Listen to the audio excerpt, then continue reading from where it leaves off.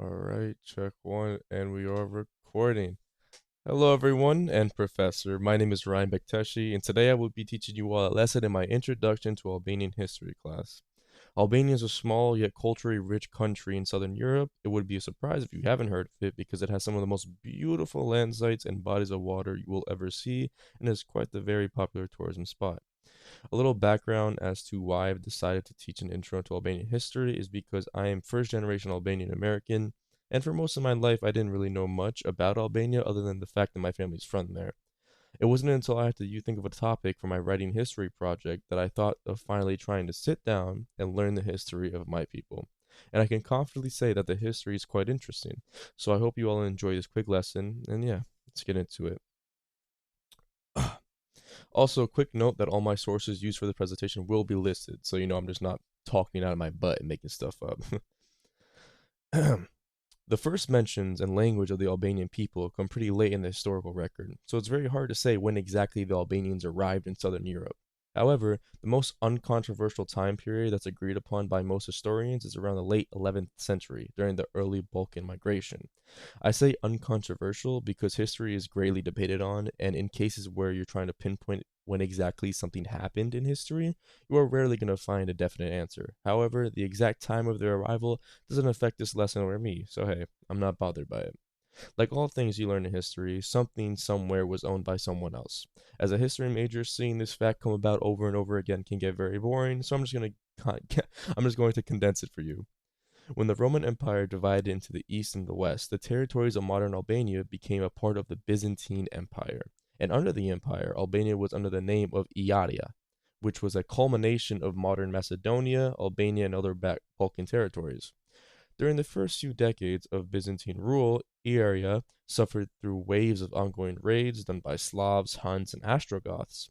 The Slavs were assimilating many of the tribes in Iaria, Albania. However, Albania and others had fought against and successfully avoided it.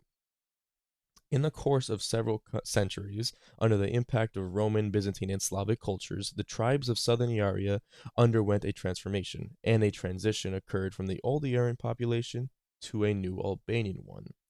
From a single tribe, the name Arpi spread, and from then on, they called themselves Albanian. And there you have it, the shortest way you could have learned about the Albanian origin. You're welcome. But we're not here. We're not done. That was just the beginning. Now let's start with the full lesson. After just a couple more centuries of living under the Byzantine Empire, Byzantine rule over Albania ended in the mid 14th century. Albania had just about a couple or more decades to themselves until a new threat showed up, that of the Turks. This was at the time the Ottoman Empire was trying to expand into the Balkan region, and Albania looked like a nice piece of land to start with. The Ottoman Turks invaded Albania in 1388 and completed the occupation of the country about 4 decades later. Now here's when my people start showing off what they're about, because they are already just faced 1,000 years of rulings and raids, and they are tired of people coming into their land and saying who's boss.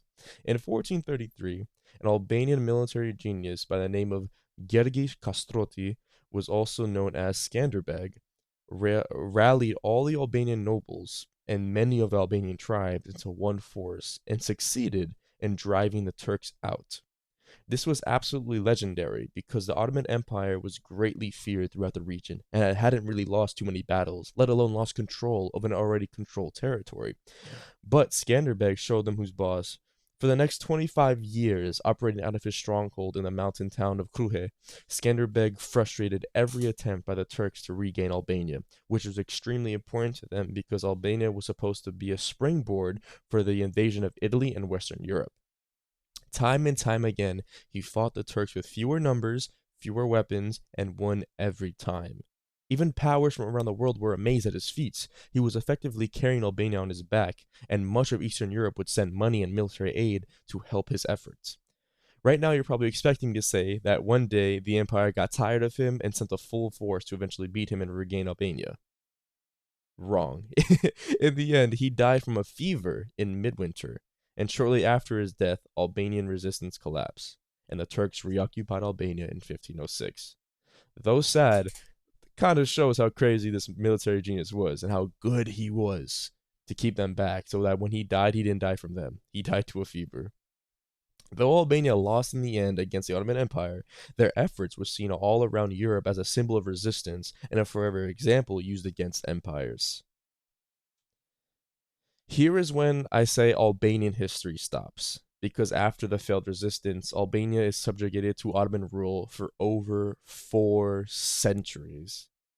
And even worse is that the Turks established their dominance over Albania just as the Renaissance began to unfold, so they were effectively cut off from contact and exchange with Western Europe. Albania had no chance to participate in or benefit from the humanistic achievements of that era, which practically set the country into a pause. The Ottoman conquest also destroyed Albania's economy, art, and culture. The situation became so dire that a fourth of the population fled abroad to Italy, Sicily, and around the coast. It mirrors the time that 1 million Irish left Ireland after the Great Potato Famine. This was a lot of people leaving Albania. Due to the Albanian geography, the Turks never fully controlled the region. There are a lot of mountains in Albania, and the lords who lived in those parts were basically left alone because the amount of resources and men and time it would take to go through the mountains wasn't effective. Many times the Albanians tried to rebel, but it always failed. In order to further dominate Albania, the Turks initiated a systemic drive towards the end of the 16th century to Islamize the population. That drive continued through the following century, but by the end of which two-thirds of the people had converted to Islam. A major reason Albanians became Muslim was to escape Turkish violence and exploitation, an instance of which was a crushing tax that Christians would have to pay if they refused to convert. This would then divide the Albanian people, corrupting unity. In the coming years under Ottoman rule, powers in Albania would shift from military leaders to nobles to single power families, and Ottoman rule would always be in the background, constantly oppressive and backwards. More and more Albanians left, more and more Albanians either left or joined the Ottomans for a position of power, which is usually what happens to those who are subjugated. One second, I gotta take a sip of water.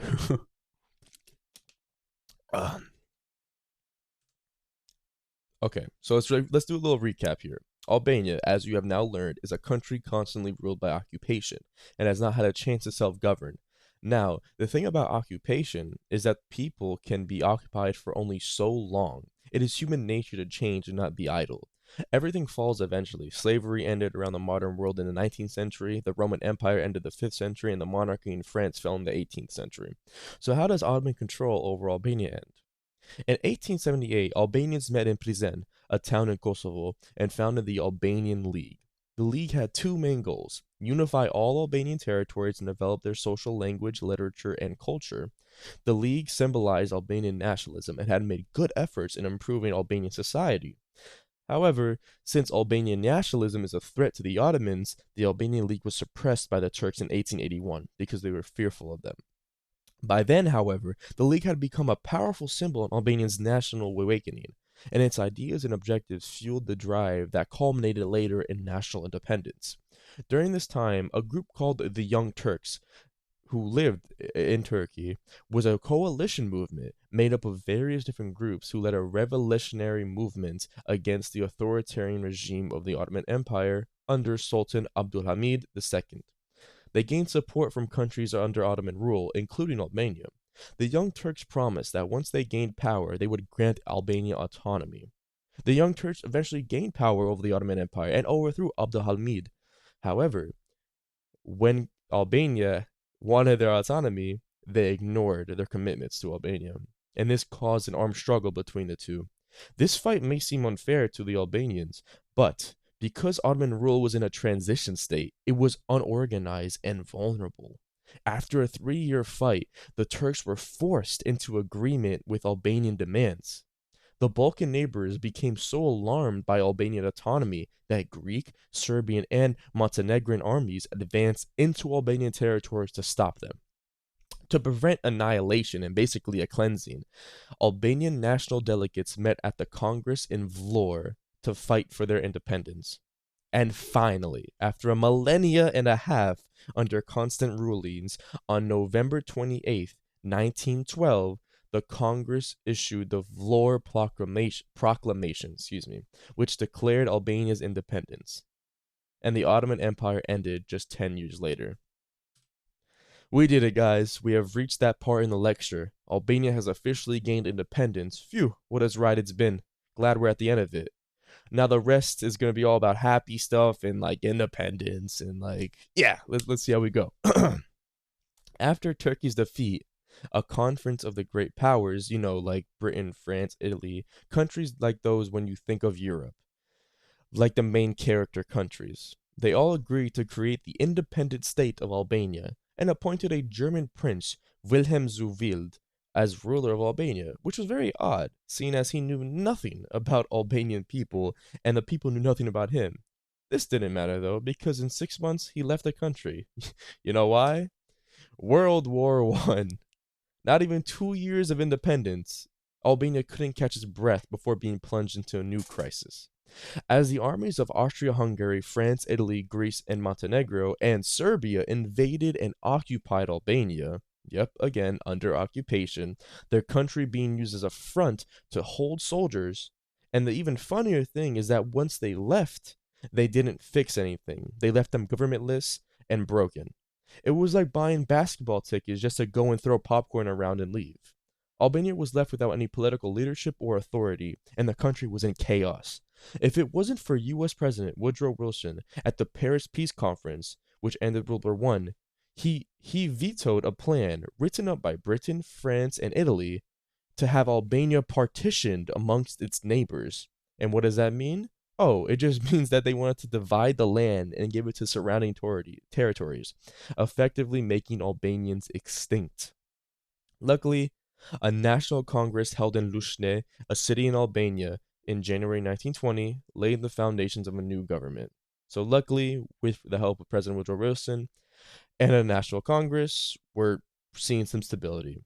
So Albania could have now actual representatives, and in December of that year, Albania gained admission to the League of Nations, finally winning for the first time international recognition as a sovereign state and nation. This is the World War One Albanians right here, just so you know. All right, that's a lot. I'm giving you guys some like breath. We went into the Byzantine Empire rule, Iaria rule, then Ottoman rule, century or millennia and centuries of ruling.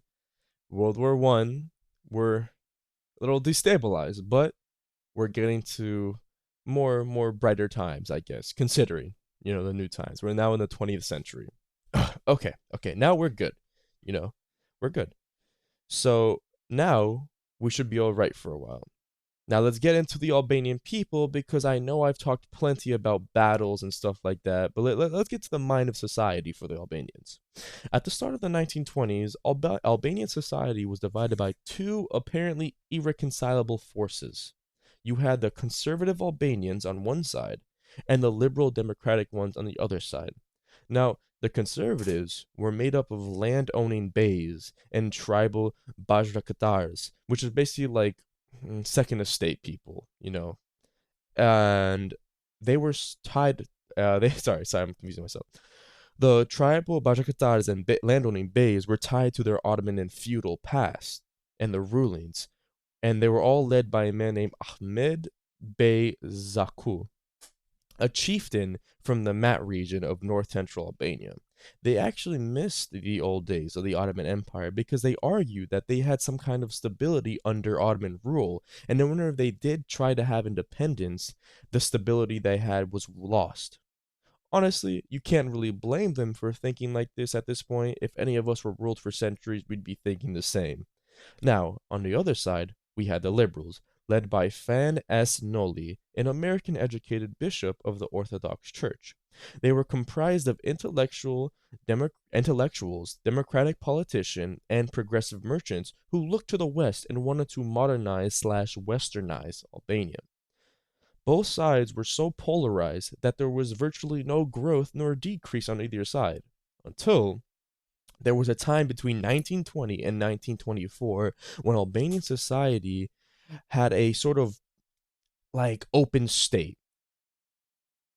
I lost myself. Had an open state where the political and cultural climate was open and up for discussion, and this is when liberal forces started to spread and gain more power. By the mid 1924, a popular revolt forced Zagu to flee to Yugoslavia. This man getting rid of the conservative head. Noli, this man, was then put as the new prime minister of Albania. He immediately started his plan for modernizing Albania with attractions, Western products, and education reforms.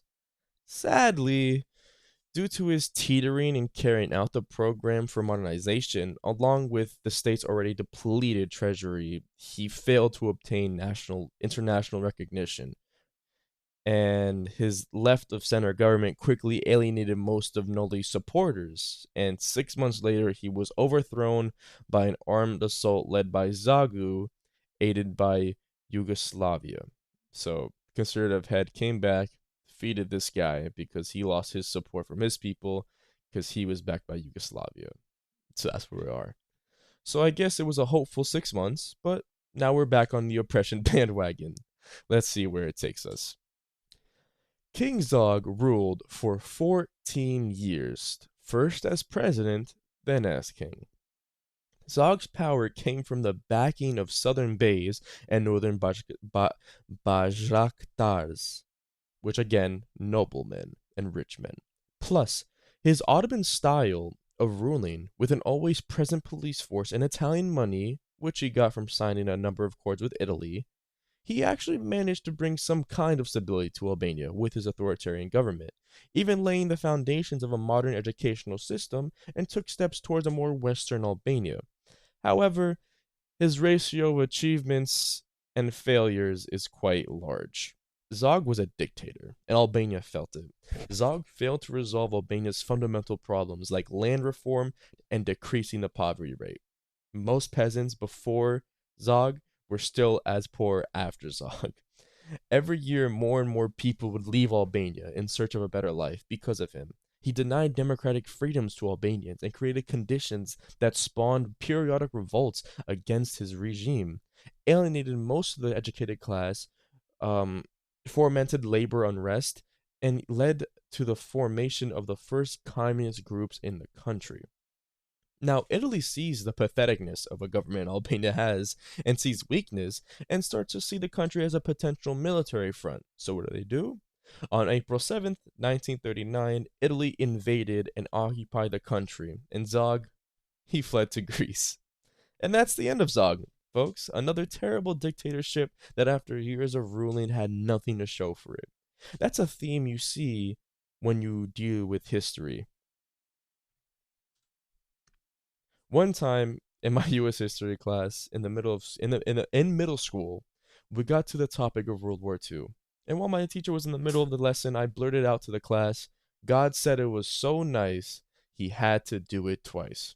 And I got detention for that. So I hope that made you laugh. Anyways, here's Albania during World War II in a nutshell, because we have to have another one. In October 1940, Italian forces used Albania as a military base to invade Greece, but Greece threw him back into Albania. And then, with the help of Nazi Germany, Greece was defeated, along with Yugoslavia in 1941. After Italy surrendered in 1943 to the Allied powers, the now unoccupied Albania became the reoccupied Albania by Nazi Germany. Meanwhile, the very communist groups that marinated under Zog's rule began to fight the occupiers as a unified resistance force. After a successful struggle against the fascists and two other resistance groups that contended with them for power, those were called the National Front and the Pro-Zog Legality Party, the communists seized control of the country on November 29th, 1944. So now the Communist Party is in control. In 1946, the country officially became the People's Republic of Albania, and in 1976, the People's Socialistic Republic of Albania. Make sure I'm recording. I am. Don't want to lose that. All right, guys, we made it to the Communist Party lecture. Honestly, after everything I've taught you so far, you should have expected this. So let's dive right in. Quick note, for anybody who wants to know, if your government looks like these people, they probably shouldn't be running your government. They look like mafia members, all right? They hats and glasses in the bright in the bright sun, and a literal pickaxe behind them. If this is your government, I'd say leave. Just quick note. But yeah. Let's look at Albania right now in the eyes of the new Communist Party rulers, led by Enver Hoxha. This is a country that has been plagued by occupation, pervasive poverty, overwhelming illiteracy, various blood feuds, disease, and a gross subjugation of women, which now I wish I dove more into because that history alone with women will make you stay awake at night. I promise you. It is some disgusting stuff. I please be free to venture into that history yourself. I'd gladly see you guys do that. Oop, I lost myself. So the Communist Party builds up a radical plan to bring social and economic liberation to Albania. They go to their socialistic virtues and break up the large landed estates of the southern bays and distribute that to the landless and other peasants. This destroyed the powerful class of the bays. The government also moved to nationalize industry, banks, and all commercial and foreign properties. They called this the agrarian reform, and shortly after, the Albanian government started to collectivize agriculture. The plan was brought to completion in 1976. Peasants lost title to their land, and in addition, the Hoxha leadership extended the new socialistic order to the more rugged and isolated northern highlands, which broke down the age-old institution of blood feud and destroyed the semi-feudal class of Bajra Katars. In case you forgot, remember when I told you that during the Ottoman Empire, the Ottomans never 100% controlled the Albanian region because of how mountain dense it was, and the lords who lived there were practically left alone in their own little world. Now their little bubble was popped, and they had to come into full contact with the government. The traditional role of women, namely confinement to the home and farm, changed radically as they gained legal equality with men and became active participants in all areas of society. You know, a country has to have a very dark past to be able to make communism look this good. But I digress. Because of its newfound communistic title, Albania was able to ally with fellow communist countries like Russia and China, the big boys, who flourished Albania's economy with hundreds of millions of dollars in aid and credits. Albania was able to build the foundations of a modern industry and to introduce mechanization into agriculture. Now, for the first time, Albania finally has a chance to enjoy a higher standard of living. Sadly, though, under a communist regime, we're reminded of how that government acts towards opposition. During Hoxha's reign, political oppression was very high. To eliminate dissent, the government periodically resorted to purges in which opponents were subjugated to public criticism, dismissed from their jobs, imprisoned in forced labor camps, or executed. Traveling abroad was forbidden to all but those on official business. In 1967, all Christian and Muslim houses of worship were even closed because they didn't want worship of other than the government. After Hoxha died in 1985, his successor, Ramiz Alia, wanted to continue the communist system but also implement modern reforms to revive the economy. He began to allow trade with the West, but because of the fall of communism in Eastern Europe, Albanian society began to get agitated with the government, and I mean very agitated. The most frustrated were the youths, who grew up under constant restrictions by the government, and a lot of students would come into protest with the government. In response to these pressures from the people, Alia granted Albanian citizens the right to travel abroad. He restored religious freedom and adopted some free market measures for the economy. Now, here's where we get juicy. The final cave in was when he allowed and endorsed the creation of independent political parties. This was the signal of the end for the Communist Party. Finally, new parties were coming up to represent the people. The state's absolute control over Albanian society weakened. The continued economic, social, and political instability led to the fall of several governments. And in March 1992, a decisive electoral victory was won by the anti-communist opposition, led by the Democratic Party. Alia resigned as president and was succeeded by Sali Berisha, the first democratic leader of Albania since Bishop Noldi. Remember him?